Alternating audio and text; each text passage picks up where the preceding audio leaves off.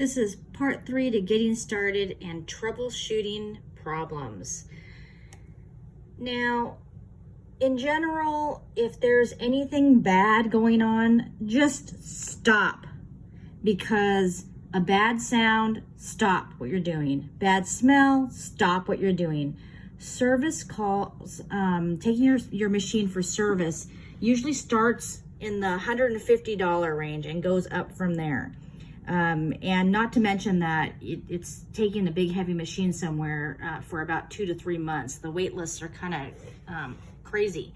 So you never want to make a bad situation worse. Now, rat's nests, they sometimes happen to people, and the main reasons are I've tried to prevent by the other 2 videos. One is just basically starting and stopping your project correctly.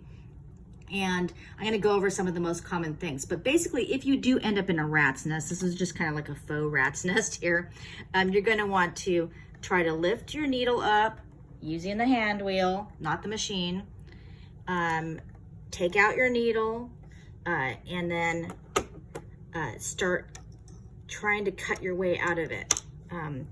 Now, what will happen is if you have a rat's nest that's like a bunch of threads on the bottom, you're going to just kind of easily just kind of get your scissors in there and try to cut out those threads without straining everything. At some point it will feel kind of more free, even if it looks messy, and then even the bobbin cover might get stuck and it's hard to get off. And you're going to just kind of like try to clip around there and release everything.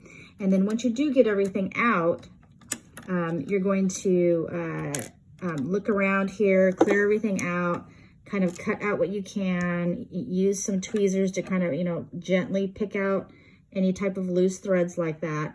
And then there's always should be this kind of thing in the back of your machine. You're going to just want to kind of clean it out. In fact, this is something you're supposed to do every time anyway. Just kind of dust away everything in the working area. I wish that this would open because I do that with my sergers, dust this out as well. Lots of threads in there. Okay. If it's so stuck that you feel like you can't cut your project out, never ever yank it. That's just going to result in a service call. FaceTime me, just leave it where it is, and kind of go from there, I guess. Now, how to prevent these rat's nests and bad tension problems? A lot of times it's a bad needle.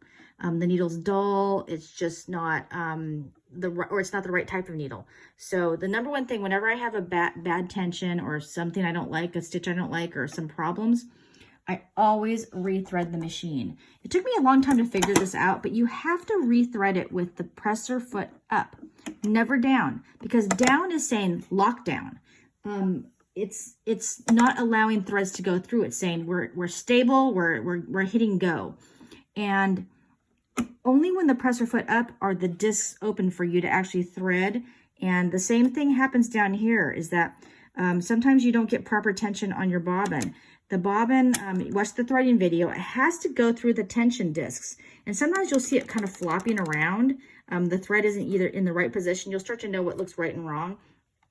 And that will create rat's nests because there's no tension on this. And it's just freely nesting up underneath there. So always start, number one, with rethreading. You should be able to do this really easily and never fear it, because I can just do it so quickly now. I never even fear rethreading a machine. The other is just bad starting and stopping techniques, which is in the previous video. Bad thread, not using a quality thread sometimes is the problem. Not using the right pressure here. Maybe you're sewing on thick fleece or something that has a little bit of batting. You need to be able to reduce this to the right pressure so that it creates the right tension. There's also the tension dial. You can increase the tension. I would always do this in small increments. Like if you're on a 4 and you want to increase tension a little bit, go to a 5. Don't go to like a 7 or something like that. Go up gradually. And then, don't go from a 4 to a 1. Just go from a 4 to a 3 and try it. That's why you have test stitches that you want to do. There's also going to be rat's nests or problems if you're moving from one thickness to the other. So I don't have an example right in front of me. Let's see if I can find it. Okay, here we go. Look at this. So do you see this seam? This is very typical here. Let's say you're hemming right across here. Let's pretend like this isn't here and you're trying to hem this pair of pants. Do you see how it's like there's like this, it's thick here because of this other seam and then it's thin here? So you're changing levels.